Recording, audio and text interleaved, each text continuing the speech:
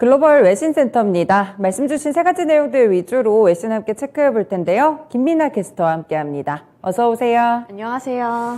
네, 오늘 시장에서 중요한 이슈 중 하나는 ECB의 행보가 될 것 같아요. 그동안은 굉장히 비둘기파적인 이런 태도를 취하다가 갑자기 좀 외파적인 태도를 보이는 것 같은데 외신에서는 어떻게 봤나요? 네, 이번에 ECB 쪽에서 발표한 내용을 가져왔고요. Monetary Policy Decisions. 네, 이번에 ECB 쪽에서 어떤 행보를 보이게 될지 바로 내용 살펴보겠습니다. 유럽 중앙은행이 정책금리를 동결하면서도 자산 매입 프로그램을 통한 순채권 매입을 7월 1일부터 중단하기로 했습니다. 우선 이 APP 매입 규모에 대해서 먼저 설명을 해드리겠습니다. ECB는 APP 매입 규모를 지난 4월에는 400억 유로, 5월에는 300억 유로, 또 6월에는 200억 유로로 줄여나가기로 한 바 있는데요. 이렇게 점진적으로 규모가 줄어들고 있기 때문에 앞으로는 이제 이것을 종료할 것으로 예상하고 있는 겁니다. ECB는 많은 재화와 서비스 가격이 강하게 올라서 인플레이션 압력이 확대되고 있다고 봤는데요. ECB의 정책 전환은 이러한 이유 때문에 일어난 것으로 보이고 인플레이션이 목표치인 2%를 웃돈 지 대략 1년 만에 이뤄지는 것으로 보입니다. 연준이 기준금리를 3월 이후 두 차례 인상한 이후에 이번에 ECB 쪽에서도 처음으로 이런 자산 매입 프로그램을 종료하고 매파적인 스텝으로 바꾸는 발걸음을 보였습니다.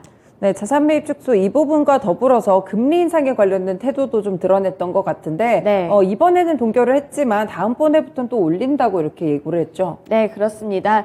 내용 살펴보시더라도 유럽 중앙은행은 또 금리 인상에 나섰습니다. 인상 이유는 치솟는 물가에 있었고요. 다음 달부터 기준금리를 0.25%포인트 올리고 9월에는 더 큰 폭으로 올릴 수 있다고 밝혔습니다. 유럽 중앙은행의 기준금리 인상은 11년 만에 처음으로 나타난 겁니다. 유럽 중앙은행 ECB는 통화정책회의를 열고 7월 회의에서 기준금리를 0.25%포인트 인상하겠다고 밝혔고요. 또 9월에도 한 번 더 인상을 하겠다고 밝혔습니다. 이 정확한 수치가 나오지는 않았지만 이번에 0.25%포인트 금리 인상에 대해서 자이언트 스텝이 아니라 베이비 스텝이라고 하는 것을 보면 9월에는 어떻게 좀 0.25%보다 더 올릴 가능성도 제기가 되고 있는데요. 유럽 중앙은행은 이번에 또 물가 상승률 전망치를 올해 6.8%, 내년에는 3.5%, 2024년에는 2.1%로 각각 상향 조정하기도 했습니다. 이러한 부분들을 힌트로 얻어서 좀 어느 정도 유출을 해볼 수 있겠고요. 또 전쟁 등의 영향으로 에너지와 식품 가격이 상당히 올랐다면서 물가 상승률이 상당 기간 높은 수준을 지속할 것이라고 분석했습니다. 네, 결국에는 물가 앞에서 ECB도 이렇게 금리 인상을 단행할 것으로 예고가 되고 있습니다. 이런 부분들 통화 긴축 정책이 전 세계적인 기조가 되고 있다는 점도 특징이네요. 네, 두 번째 소식은 어떤 게 있었죠? 네, 두 번째는 이번에 월가 전문가들이 애플과 안드로이드를 비교했는데요. CNBC 보도 내용입니다. Here's how much Apple supply chain depends on Shanghai. 이번에 애플과 안드로이드 그리고 중국과 관련된 내용이었는데요. 바로 기사 내용 통해서 보겠습니다. 아이폰 제조사 애플의 공급망이 안드로이드보다 중국의 영향을 덜 받을 것이라는 분석이 나왔습니다. 이번에 중국의 의존도를 좀 비교를 하면서 중국의 봉쇄 조치 영향에 애플이 덜 타격을 받을 것이라는 분석을 내놓게 된 건데요. 중국의 경제 수도로 꼽히는 상하이는 이달 1일부터 지난 2개월간의 코로나19 봉쇄를 마치고 정상화됐습니다.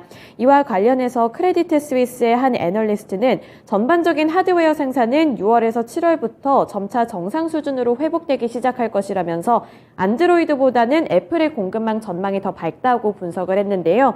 아이폰 14 제조 일정은 예정대로 진행될 것으로 보이지만 최초 생산부는 일부 모델 생산 지연 및 일부 부품 부족으로 수량이 적을 수 있을 것으로 봤습니다. 이 아이폰 14에 대한 전망에 대해서도 언급을 해줬는데 전체적으로 봤을 때 중국의 의존도가 조금 더 낮기 때문에 애플의 공급망 이슈가 조금은 더 유연할 것이라고 분석했습니다. 그럼 아이폰 공급이 안드로이드보다 유연하다고 보는 이유가 중국 쪽의 그런 지정학적인 부분인가요? 네, 그렇습니다. 조금 더 자세하게 살펴보시면 이번에 뱅크 오브 아메리카는 애플의 협력업체인 홍하이가 훨씬 더 다변화된 생산 여력을 보유하고 있기 때문에 이 덕분에 애플의 공급망이 안드로이드보다 더 유연하다고 봤습니다.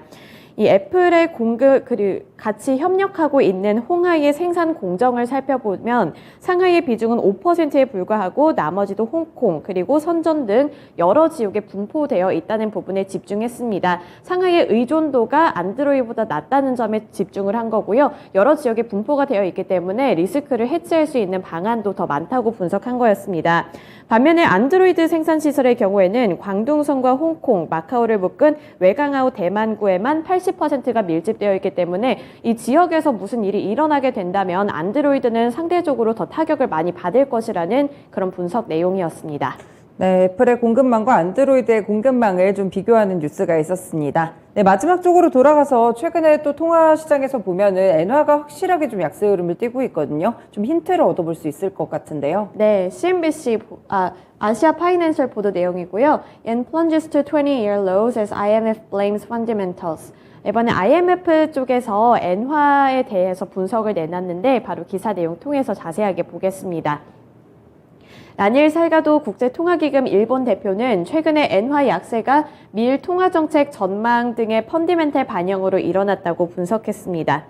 엔화 가치가 20년 만에 최근에 최저치를 찍으면서 시중 은행들이 이 환테크를 잡기 위해 외화예금 경쟁에 붙은 바 있는데요. 10일 블룸버그에 따르면 지난 9일에 엔달러 환율은 장중 달러당 134.54엔까지 치솟았습니다. 이는 2002년 2월 이후에 20년 4개월 만에 가장 높은 수준을 기록한 건데요. 이 말은 즉슨 지금까지는 엔화가 가장 약한 모습을 나타냈다는 것을 알 수 있겠습니다. 이렇게 엔화 가치가 폭락하게 된 것은 미국이 빅스텝을 단행하게 되면서 통화 긴축 정책의 속도를 내고 있지만 일본은 과도한 국가 부채로 인해 통화 완화 정책을 고집하고 있기 때문이라고 여러 외신들은 보도를 하고 있는데요.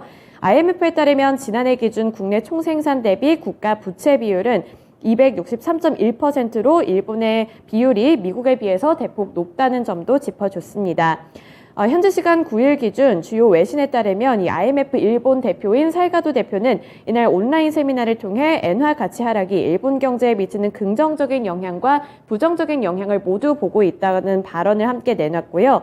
이 엔화 약세는 수출 기업과 해외에서 수익을 올리고 있는 기업들을 돕고 일본은행의 인플레이션 목표치인 2% 달성을 촉진하고 있다면서 이러한 영향 등에 대해서도 언급했습니다. 그럼 앞으로 일본의 통화정책 방향이 어떻게 될지 이 부분이 상당히 궁금하거든요. 네, 그 부분도 바로 살펴보겠습니다.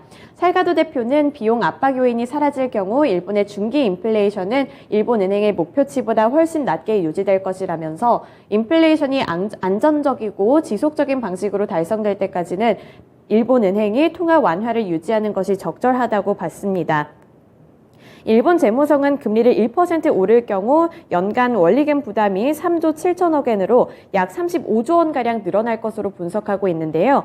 이러한 이유로 인해서 일본은 경기 부양을 위해 시행한 마이너스 기준금리를 2016년 1월부터 이어오고 있는데 이어오고 있는데 이 부분에 대해서 정책 경로가 좀 바뀔 수도 있고요. 일단 현재로서는 완화 기조를 유지할 것이라는 가능성이 조금 더 크게 보였습니다.